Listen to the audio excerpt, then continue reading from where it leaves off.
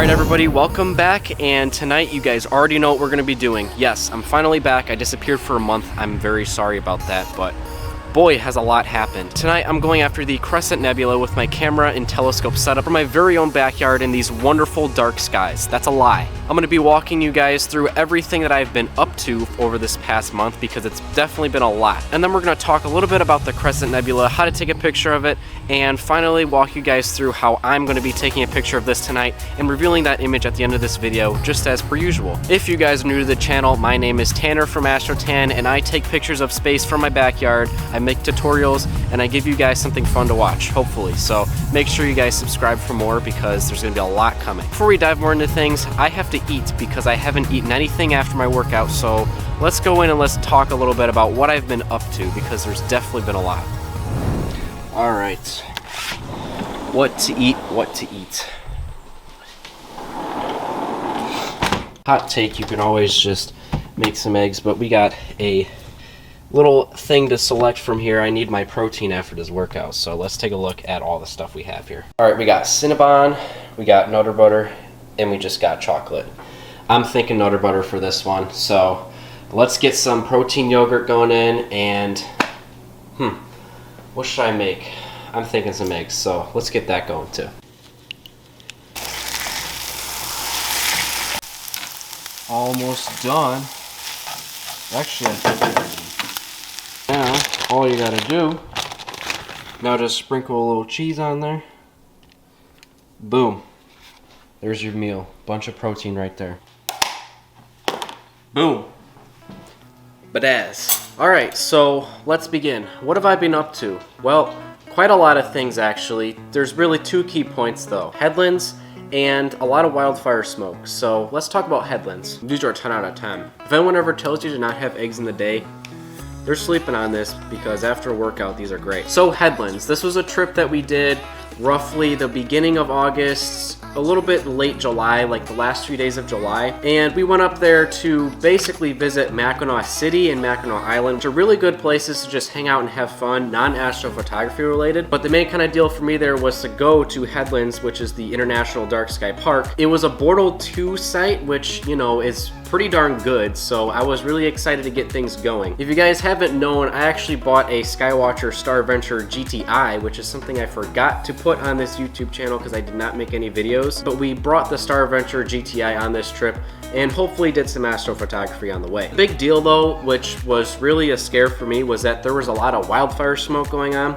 And it's kind of been on and off recently, so, you know, what are you gonna do? And I was really freaking out. I wanted to cancel the trip because I did not think that we were gonna have any good skies. But as you guys know, wildfire smoke, it gets in the air and it's really not good. If you're in a light polluted area, things are really not gonna be good for you because smoke scatters light everywhere. So once that smoke scatters the light, it's gonna make things a whole lot worse. Now, the thing about being in a Bortle 2 site is that there's not a lot of light for the smoke to scatter, so you're really not gonna be dealing with a lot of those problems anyway. But there still is smoke in the air. Now, when I went here, I had a blast in the daytime, but I could really notice that there was a lot of smoke in the air, and it was not something that I was very fond of. So we went to Headlands, and I brought all of my gear ready to go, and we had a mile walk to where we were going. It was right off of the coast of Lake Michigan, so we're pretty darn close to the water. And surprisingly, I guess that helped with a lot of bugs, so win-win. So I set my stuff up, and before I did, I made sure what the smoke radar said, and it was in all purple, so, you know, what are you gonna do? I noticed this a lot when the sunset was really orange, so, you know, it is what it is. But we did set up everything. There was a couple more astrophotographers out there on the field, and luckily I got some really good tracked Milky Way shots, which I'll show you guys right now. And it turned out a lot better than I expected. It was still really hard to edit, probably one of my hardest pictures to ever edit, but I still got that really good shot that I was hoping for, and it's a roughly 30 to 45 minute total integration time on the Milky Way. So it was really good. I loved going there. It was a great trip, roughly only about 5 days, but it was amazing. I loved it, and I will definitely want to visit there again when there's not a lot of smoke. Now, the reason I've been gone a lot is because of that smoke, because there's just been a ton of smoke. Like, it's insane how much smoke there's been again. But, you know, it's not like how it was last year where it was a record-breaking smoke destroying everything, so we're fine. It still gets rid of a lot of astrophotography out here, and I was just not very happy. That, along with me just being kind of busy all the time on the weekends, and with school starting back up, I only have about a year before I go to college, so that's going to be exciting. I will hopefully bring all my stuff with me. But I did get a couple images, so I'll definitely show you guys those when I get out into the field and tell you guys what I'm going to be doing. So yeah, I got a couple images, but hey, I guess I will now finish everything that I've been eating. Hopefully you guys enjoy that. All right, so let's get out there on the field. Let me finish this food first.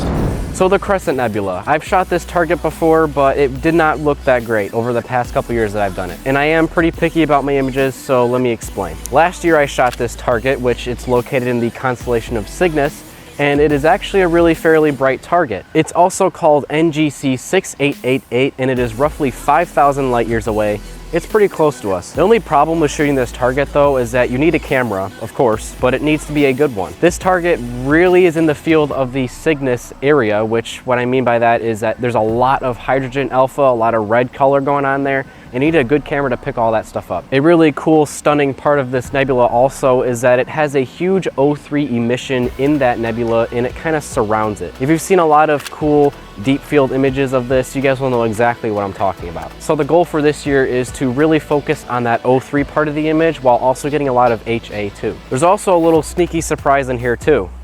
Very sneaky. It almost looks kind of unnatural to me because of how circular it is. It's called the Soap Bubble Nebula, and it's right next to the Crescent Nebula. It's almost a perfect circle, and it is a very, very faint O3 emission nebula, maybe. I might have to double check myself on that. But it is something that people have imaged separately from the Crescent Nebula, and shout out to you guys who have done that because it is something that is not easy to capture. I'm not sure when it was discovered, but it was discovered a little bit later after the Crescent Nebula was discovered, as technology kind of got a little better. So I'm hoping to somewhat get a look at that too, because my field of view will fit this thing perfectly.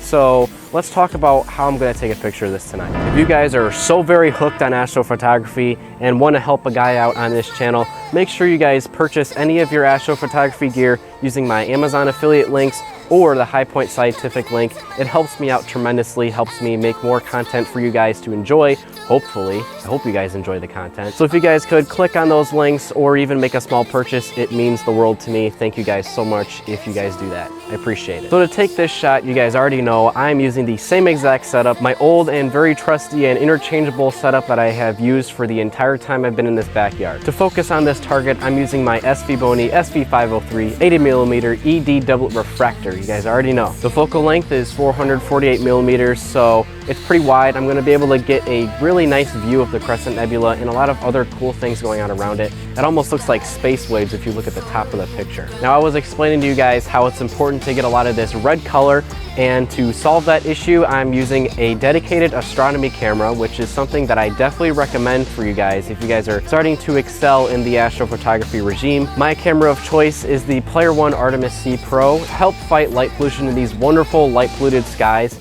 I'm going to be using my Optolong L Ultimate. This is a very strong filter that I bought, I think roughly a month ago. I made a review on it, which you guys can check out. And based on what I've done with this filter, this thing can handle the moon, it can handle street lights, it can handle the city itself. I have 100% confidence that this thing will definitely get rid of a lot of the light pollution in my picture, because a lot of excess light pollution washes out all of those things that we really want to focus on when we get our pictures. So we're going to hope that it gets rid of all of it. We're not So anyway, we're gonna hope that it gets rid of all that stuff. I'm not gonna hope, I know it will. Now on the bottom of all this, you guys know that we can't just take a picture of this and be done with it. That's not how space works, because a lot of this stuff is really faint to cameras and to our eyes visually. We need long exposures, and to solve this, I'm going to be using my Ioptron GEM28 equatorial mount. This thing's going to help me track the sky as it moves, and I'm going to collect a lot of 5-minute exposures and combine them all together, hopefully get roughly around 20 hours. So this is night one. We're going to hopefully spend a couple more days on this and really see what we can grab. The great thing about astrophotography is that your setups are completely customizable to how you want to get your images to look. Now, personally, I like the more medium refractor type style, and I like a lot of the old school type of mounts. There's been new kind of mounts on the market, which are the strain wave mounts, which I recently watched Trevor Jones's video on this from Astro Backyard.